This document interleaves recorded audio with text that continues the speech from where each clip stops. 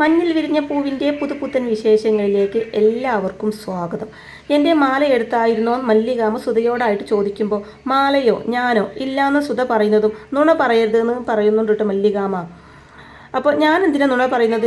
എടുത്തെങ്കിൽ എടുത്തു എന്ന് പറയാൻ എനിക്ക് യാതൊരു മടിയും ഇല്ലാന്ന് സുധ പറയുന്നതും അല്ല, ദാരിദ്ര്യവും ബുദ്ധിമുട്ടും ഒക്കെ ആയിരുന്നല്ലോ, അത് മാറ്റാൻ വേണ്ടി എങ്ങാനും ഒന്നുകൂടെ ആലോചിച്ച് നോക്കുമെന്ന് മല്ലികാമ്മ വീണ്ടും പറയുന്നതും നീ പറയുന്ന പോലെ ഒരാളല്ല ഞാൻ, തറവാടിത്തം നിനക്ക് മാത്രമല്ല എനിക്കുമുണ്ട് എന്ന് പറയുന്നുണ്ട് സുധ.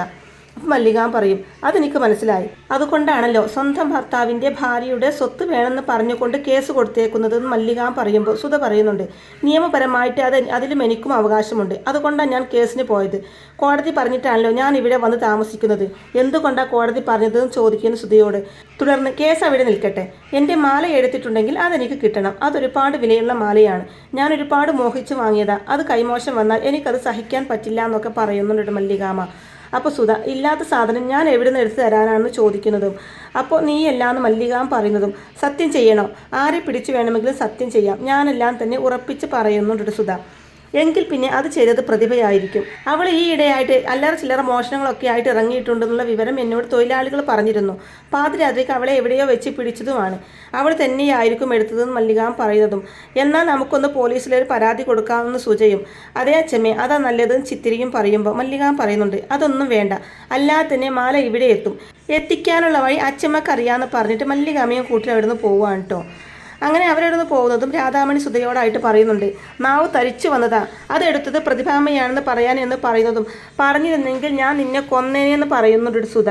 തുടർന്ന് പറയുന്നുണ്ട്, എടി അവർ തമ്മിലുള്ള വഴക്ക് വർഷങ്ങളായിട്ടുണ്ട്, അതിൻ്റെ ഭാഗമായിട്ടാണ് പലതും ഇവിടെ നടക്കുന്നത്, നമ്മളൊന്നും കണ്ടില്ല കേട്ടില്ല എന്നടിക്കണം, അല്ലാതെ ന്യായവും അന്യായവും അന്വേഷിക്കാൻ പോയാൽ തെറിക്കാൻ പോകുന്നത് നമ്മളായിരിക്കും എന്ന് പറയുന്നുണ്ട് സുധ.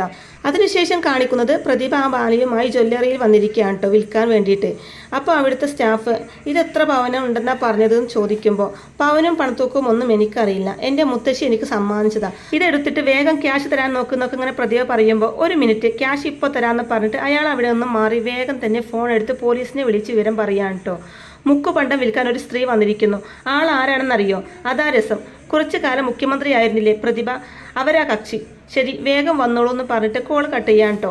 എന്നാൽ ഇതൊന്നും അറിയാതെ ക്യാഷ് ഇപ്പോൾ കിട്ടുന്നുള്ള സന്തോഷത്തിൽ ഇങ്ങനെ ഇരിക്കുകയാണ് കേട്ടോ പ്രതിഭ. ശേഷം അയാൾ വന്നിട്ട് ക്യാഷ് ആയിട്ട് തന്നെയല്ലേ വേണ്ടത്, ബാങ്കിലേക്ക് ട്രാൻസ്ഫർ ചെയ്താൽ പോരല്ലോ എന്നൊക്കെ ഇങ്ങനെ അയാൾ ചോദിക്കുന്നതും അയ്യോ പോരാ ട്രാൻസ്ഫർ പോരാ, എൻ്റെ അക്കൗണ്ട് മുഴുവൻ ഫ്രീസ് ചെയ്തിരിക്കുകയാണ്, ആദ്യമേ തന്നെ ഞാൻ നിങ്ങളോട് പറഞ്ഞല്ലോ, എല്ലാം രാഷ്ട്രീയ പകപോക്കലാ, എന്ത് ചെയ്യാൻ, ജനങ്ങളെ സേവിക്കാൻ ഇറങ്ങിയാൽ ഇതൊക്കെ തന്നെ തിരിച്ചടി കിട്ടുമെന്ന് പറയുന്നുണ്ട് കേട്ടോ പ്രതിഭ. അപ്പോഴേക്കും പോലീസുകാർ അവിടെ എത്തുന്നുണ്ട് കേട്ടോ. എന്നിട്ട് ചോദിക്കുന്നുണ്ട്, എന്താ പ്രതിഭാമ്മ ഇത് വന്ന് സാമ്പത്തിക തട്ടിപ്പ് തുടങ്ങിയോ എന്ന് ചോദിക്കുമ്പോൾ സാമ്പത്തിക തട്ടിപ്പോന്ന് പ്രതിഭ തിരിച്ച് ചോദിക്കുന്നതും മുക്കുപണ്ടം വിൽക്കാൻ ശ്രമിക്കുന്നത് സാമ്പത്തിക തട്ടിപ്പല്ലെങ്കിൽ വേറെ എന്താണെന്ന് ചോദിക്കുന്നുണ്ട് പോലീസ്. അപ്പോൾ അത് കേട്ട് ഒന്ന് ഞെട്ടുന്നുണ്ട് പ്രതിഭ. മുക്കുപണ്ടവും സംശയത്തോടെ പ്രതിഭ ചോദിക്കുന്നതും അതെ മുക്കുപണ്ടം, ഇത് സ്വർണ്ണമൊന്നുമല്ല, മുക്കുപണ്ടം എന്ന് പറയുന്നുണ്ട് കേട്ടോ ജ്വല്ലറി സ്റ്റാഫ്. നിങ്ങൾക്ക് തെറ്റിയതാവുമെന്ന് പ്രതിഭ വീണ്ടും പറയുന്നതും ഞങ്ങൾക്ക് തെറ്റിയിട്ടൊന്നുമില്ല, തെറ്റിയത് നിങ്ങൾക്കാണെന്ന് പറയുന്നുണ്ട് കേട്ടോ അദ്ദേഹം. ഇതാരാ പ്രതിഭാമ്മയ്ക്ക് തന്നതെന്ന് SI ചോദിക്കുമ്പോൾ മൂന്ന് പ്രതിഭ പറയാൻ തുടങ്ങുന്നതും മൂന്നോ അതാരാന്ന് ചോദിക്കുന്നതും മുത്തശ്ശിന്ന് കള്ളം പറയാൻ കേട്ടോ പ്രതിഭ. ഓ മുത്തശ്ശി, എന്നാൽ ആ മുത്തശ്ശി പ്രതിഭാമ്മയെ പറ്റിച്ചു, എന്തായാലും സ്റ്റേഷൻ വരെ ഒന്ന് പോവാം, കേസെടുക്കാതിരിക്കാൻ പറ്റില്ല എന്ന് പറയുന്നുണ്ട് പോലീസ്. അപ്പോൾ പ്രതിഭ പറയുന്നുണ്ട്, എന്നാൽ പറ്റിച്ചത് മുത്തശ്ശിയല്ല മല്ലികയാണ്, ഇത് അവളുടെ മാലയാ, മുക്കുപണ്ടം വാങ്ങി സ്വർണ്ണമാണെന്ന് തെറ്റിദ്ധരിപ്പിക്കാൻ നോക്കിയത് അവളാ, കേസെടുക്കേണ്ടത് അവളുടെ പേരിലാന്നൊക്കെ പറയുന്നുണ്ട് പ്രതിഭ. ഓ ഇതിനിടയിൽ അങ്ങനെ ഒരു കഥയുണ്ടോ, വന്ന് ജീപ്പ് കയറ്, ആദ്യം മല്ലികയെ പോയി കാണാമെന്ന് പറയുന്നുണ്ട് SI. അങ്ങനെ പോലീസുകാർ ആ മാലയും എടുത്ത് പ്രതിഭയെയും കൂട്ടി നേരെ മല്ലികാമ്മയുടെ ഓഫീസിലേക്കാണ് കേട്ടോ പോകുന്നത്. മല്ലികാമ്മയുടെ മുമ്പിലെത്തുന്നതും ദാ ഇരിക്കുന്ന ആള്, ഇവളുടെയാണ് ആ മാല, ചോദിച്ചു നോക്കുമെന്ന് പ്രതിഭ പറയുന്നതും ആണോ മല്ലികാമ്മേ, ആ നെക്ലേസ് മല്ലികാമ്മയുടേതാണോ എന്ന് SI ചോദിക്കുമ്പോൾ നെക്ലേസോ, ഏത് നെക്ലേസ് എന്ന് പറഞ്ഞ് കൈമലർത്തുകയാണ് മല്ലികാമ്മ ചെയ്യുന്നത്. അപ്പോൾ പോലീസുകാരൻ ആ നെക്ലേസ് എടുത്ത് കാണിക്കുമ്പോൾ മല്ലികാമ്മ ഒന്ന് തിരിച്ചും മറിച്ചു നോക്കിയതിന് ശേഷം സോറി ഇല്ലല്ലോ സർ, ഇങ്ങനെ ഒരു നെക്ലേസിനെ കുറിച്ച് എനിക്ക് അറിയാൻ പാടില്ല എന്ന് മല്ലികാമ്മ പറയുന്നതും എടി നുണ പറയരുത്, നീ വാങ്ങിയതല്ലേ ഇത്, ആ ടാൻസാനിയൻ കല്ല് അതുകൊണ്ടുണ്ടാക്കിയതാണെന്ന് നീ തന്നെ അല്ലേ പൊങ്ങച്ചൻ പറഞ്ഞതെന്നൊക്കെ ഇങ്ങനെ പറഞ്ഞ് പ്രതിഭ പൊട്ടിത്തെറിക്കുന്നതും ദൈവമേ ഞാനിപ്പോൾ പറഞ്ഞു ടാൻസാനിയൻ കല്ലോ സർ, സോറി അതെന്ത് കല്ലാണെന്ന് ചോദിക്കുന്നുണ്ട് മല്ലികാമ്മ. പ്രതിഭ, നിനക്ക് എന്താ പറ്റിയത്? എൻ്റെ അല്ലാത്തൊരു സാധനം എൻ്റെയാണെന്ന് പറയാൻ നിനക്ക് എങ്ങനെ തോന്നിയെന്ന് ചോദിക്കുന്നുണ്ട് കേട്ടോ മല്ലികാമ്മ. സർ, ഇവൾ നുണ പറയാ, ഇത് ഇവളുടെ തന്നെയാണെന്ന് പ്രതിഭ വീണ്ടും പറയുന്നതും മല്ലികാമ്മ പറയുന്നുണ്ട്. സർ, ഓക്കെ, ഇത് എൻ്റെയാണെങ്കിൽ അത് എൻ്റെ കയ്യിലല്ലേ ഇരിക്കേണ്ടത്, ഇതെങ്ങനെ നിൻ്റെ കയ്യിൽ വന്നു എന്ന് ചോദിക്കുന്നതും ശരിക്കും പതറുന്നുണ്ട് കേട്ടോ പ്രതിഭ. പറ പ്രതിഭ, എൻ്റെ നെക്ലേസ് എങ്ങനെ നിൻ്റെ കയ്യിൽ വന്നു എന്ന് മല്ലികാമ്മ വീണ്ടും ചോദിക്കുമ്പോൾ നീയല്ലേ ഇത് വിൽക്കാൻ എന്നെ ഏൽപ്പിച്ചതെന്ന് ചോദിക്കുന്നുണ്ട് പ്രതിഭ. ഞാനോ വിൽക്കാനോ നിന്നെ ഏൽപ്പിച്ചെന്നോ ചോദിക്കുന്നുണ്ട് മല്ലികാമ്മ. തുടർന്ന് സർ, കള്ളൻ്റെ കയ്യിൽ ആരെങ്കിലും താക്കോൽ ഏൽപ്പിക്കോ സർ എന്ന് ചോദിക്കുന്നുണ്ട് മല്ലികാമ്മ. തുടർന്ന് പ്രതിഭയോടായിട്ട് എന്തിനാ ഇങ്ങനെ കല്ല് വെച്ച് നുണ പറയുന്നതെന്ന് ചോദിക്കുന്നുണ്ട്. സോറി സർ, എനിക്ക് നെക്ലേസുമായിട്ട് യാതൊരു തര ബന്ധവുമില്ല എന്ന് പറയുന്നുണ്ട് മല്ലികാമ്മ പോലീസുകാരോടായിട്ട്. അപ്പോൾ SI പറയുന്നുണ്ട്, ഞങ്ങൾക്ക് അപ്പോഴേ സംശയം തോന്നിയിരുന്നു, ഇത് മുക്കുപണ്ട, വിൽക്കാൻ നോക്കി, പിടിച്ചകത്തിരേണ്ട കേസാണെന്നൊക്കെ പറയുന്നുണ്ട് SI. തുടർന്ന് എന്ത് ചെയ്യണം, മല്ലികാമ്മ പറയുന്നത് പോലെ ചെയ്യാൻ SI പറയുന്നതും പോട്ടെ സർ, അകത്തിടൊന്നും വേണ്ട, ഒരുപാട് നാൾ ഇവളെ അകത്ത് കിടന്നതാ, ഇതിപ്പോൾ ജയിൽ ഇവൾക്ക് അമ്മ വീട് പോലെയാ, ഇവളെ നമുക്ക് വേറെ രീതിയിൽ ശിക്ഷിക്കാമെന്ന് മല്ലികാമ്മ പറയുന്നതും അതെങ്ങനെയും ചോദിക്കുന്നുണ്ട് കേട്ടോ SI. അപ്പം മല്ലികാമ്മ പറയുന്നുണ്ട്, ഈ നാട്ടുകൂട്ടമുണ്ടല്ലോ ഇവിടെ, അവരുടെ മുമ്പിലേക്ക് ഇവളെ വിടാം സർ, അവർ തീരുമാനിക്കട്ടെ എന്നൊക്കെ പറയുമ്പോൾ നാട്ടുകൂട്ടവും ചോദിക്കുന്നുണ്ട് കേട്ടോ പ്രതിഭ. അതെ, ഇതൊരു തമിഴ് സ്റ്റൈൽ രീതിയാണ്, അവർ എല്ലാവരും കൂടി യോഗം ചേർന്ന് ഒരു തീരുമാനമെടുക്കും, അവൾ അതനുസരിക്കേണ്ടി വരുന്ന മല്ലികാമ്മ പറയുന്നതും ശരിക്കും ഒന്ന് പേടിക്കുന്നുണ്ട് കേട്ടോ പ്രതിഭ. അങ്ങനെ പ്രതിഭയെ മല്ലികാമ്മയ്ക്ക് ഇട്ടുകൊടുത്തുകൊണ്ട് പോലീസുകാർ അവിടെ നിന്നും പോവുകയാണ് കേട്ടോ. ശേഷം പ്രതിഭ മല്ലികാമ്മയോടായിട്ട് എന്തോന്നടി ഈ നാട്ടുകൂട്ടം, ഓ ഈ സിനിമയിലൊക്കെ കാണുന്ന പോലെയുള്ള ഏർപ്പാടാണോ, ഒരു ആൾത്തറയുടെ അവിടെ ഇരുന്ന് കുറ്റവിചാരണ നടത്തുന്ന രീതി എന്നൊക്കെ പറയുന്ന പ്രതിഭയോട് അതൊക്കെ നീ തന്നെ നേരിട്ട് കണ്ടോന്ന് പറയുന്നുണ്ട് കേട്ടോ മല്ലികാമ്മ. തുടർന്ന് പ്രതിഭ പറയുന്നുണ്ട്, എനിക്ക് ആ നാട്ടുകൂട്ടത്തിലൊന്നും ഒരു വിശ്വാസവുമില്ല, അവർ പറയുന്നതൊന്നും ഞാൻ അനുസരിക്കില്ല എന്ന് പറയുന്നതും പോലീസിനേക്കാളും ശക്തമായ ഒരു സംവിധാനമാണ് നാട്ടുകൂട്ടം, അവരെ ധിക്കരിച്ചു കഴിഞ്ഞാൽ പിന്നെ തനിക്ക് നാട്ടിൽ നിൽക്കാൻ പറ്റില്ല, ഓടിക്കും അവരെന്ന് പറഞ്ഞിട്ട് മല്ലികാമ്മ അവിടുന്ന് പുറത്തേക്ക് പോവാണ് കേട്ടോ. മല്ലികാമ്മ പുറത്തെത്തുന്നതും നെക്ലേസ് മല്ലികാമ്മയുടേതായിരുന്നല്ലോ, പിന്നെന്തിനാ അല്ലാന്ന് പറഞ്ഞതെന്ന് ചോദിക്കുന്ന സുജിയോട്. ആണെന്ന് പറഞ്ഞാൽ ഇങ്ങനെ അവിടെ നാട്ടുകൂട്ടത്തിന് മുമ്പിലിട്ട് കൊടുക്കാൻ പറ്റുമായിരുന്നോ? എൻ്റെ ആവശ്യം ഇതായിരുന്നു, നാട്ടുകൂട്ടം വഴി അവളെ നാണം കെടുത്തുക. നീ കണ്ടോ നാട്ടുകൂട്ടത്തിൽ അവൾക്ക് വിധിക്കാൻ പോകുന്ന ശിക്ഷ എന്തായിരിക്കും എന്ന് പറയുന്നുണ്ട് മല്ലികാമ്മ. അതിനുശേഷം കാണിക്കുന്നത് പ്രതിഭയെ നാട്ടുകൂട്ടത്തിന് മുമ്പിൽ ഹാജരാക്കുകയാണ് കേട്ടോ.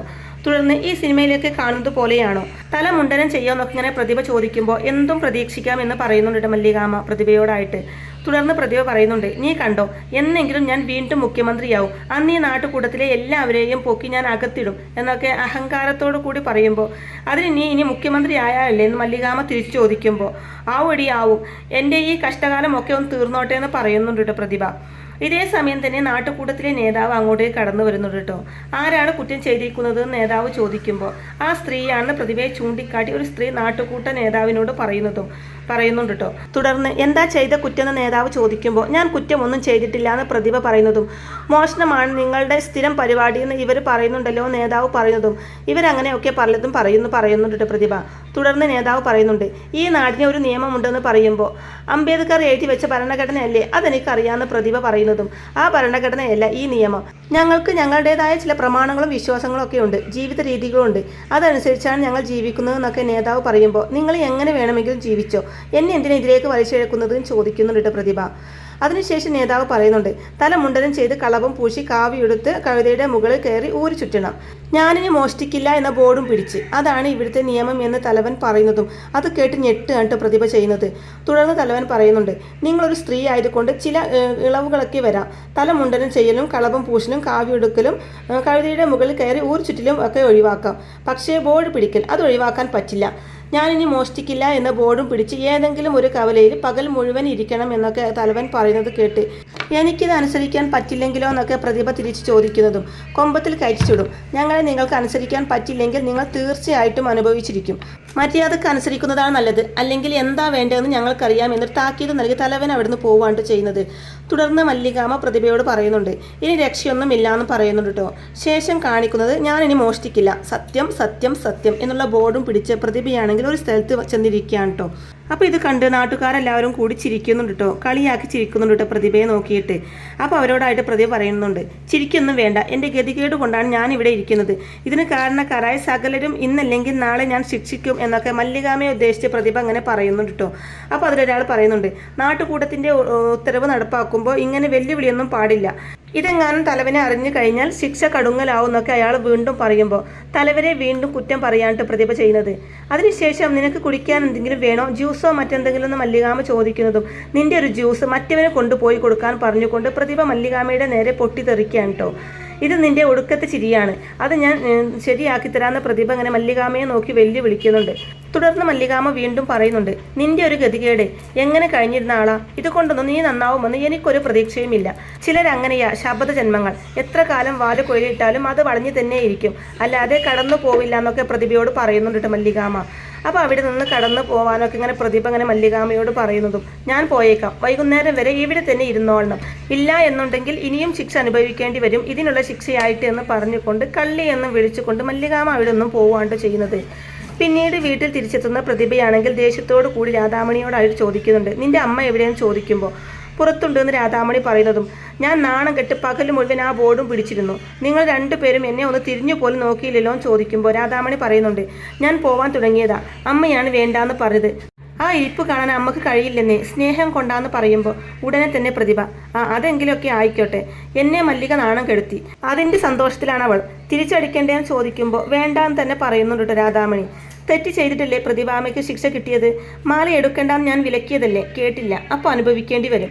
മല്ലികാമ ഒരുക്കിയ ഒരു കുരുക്കായിരുന്നു ആ മാല, അതിൽ ചെന്ന് പ്രതിഭാമ ചാടിക്കൊടുത്തു എന്നൊക്കെ പറയുമ്പോൾ പ്രതിഭ പറയുന്നുണ്ട്, ഇതിൻ്റെ പേരിൽ മല്ലിക അനുഭവിക്കേണ്ടി വരും, അതിനുള്ള പ്ലാനുമായിട്ടാണ് ഞാൻ വന്നിരിക്കുന്നതെന്ന് പറയുമ്പോൾ അത് കേൾക്കുന്ന രാധാമണിയാണെങ്കിൽ ഇപ്പോൾ പ്രതിഭാമയ്ക്ക് മാത്രമേ ബോർഡും പിടിച്ചെടുക്കേണ്ടി വന്നുള്ളൂ, ഇനി ഞങ്ങളെയും കൂടെ ഇരുത്തരുതെന്ന് പറയുമ്പോൾ പ്രതിഭ തിരിച്ചു പറയുന്നുണ്ട്, ഇരിക്കേണ്ടി വന്നാൽ ഇരിക്കണം, ക്യാഷ് കിട്ടുന്നത് എനിക്ക് മാത്രമല്ലല്ലോ, നിങ്ങൾക്കാർക്കും ഒരു കുഴപ്പവും വരില്ല, വരാതെ ഞാൻ നോക്കിക്കൊള്ളാം, പക്ഷേ ഞാൻ പറയുന്നത് അതുപോലെ ചെന്ന് പറയണം, പോലീസ് സ്റ്റേഷനിൽ എന്നൊക്കെ പറയുമ്പോൾ രാധാമണി ഉടനെ പോലീസ് സ്റ്റേഷനോ ഞെട്ടലോട് കൂടി ചോദിക്കുമ്പോൾ അതെ പോലീസ് സ്റ്റേഷൻ, മല്ലിക നാട്ടുകൂട്ടത്തെ ഇറക്കി എനിക്കെതിരെ കളിച്ചു, ഞാൻ പോലീസിനെ ഇറക്കി അവൾക്കെതിരെ കളിക്കാൻ പോവുകയാണ്, നേരിട്ടുള്ള കളിയല്ല, അതിന് നിങ്ങളുടെ സഹായം വേണ്ടി വരും എന്നൊക്കെ പ്രതിഭ പറയുമ്പോൾ രാധാമണിയാണെങ്കിൽ ഇതൊക്കെ കേട്ടിട്ട് കൂടുതൽ കുഴപ്പത്തിലേക്കൊന്നും പോവണ്ട എന്നെല്ലാം പറയുന്നുണ്ടെങ്കിലും പ്രതിഭ അതൊന്നും ചെവി കൊള്ളുന്നില്ല കേട്ടോ.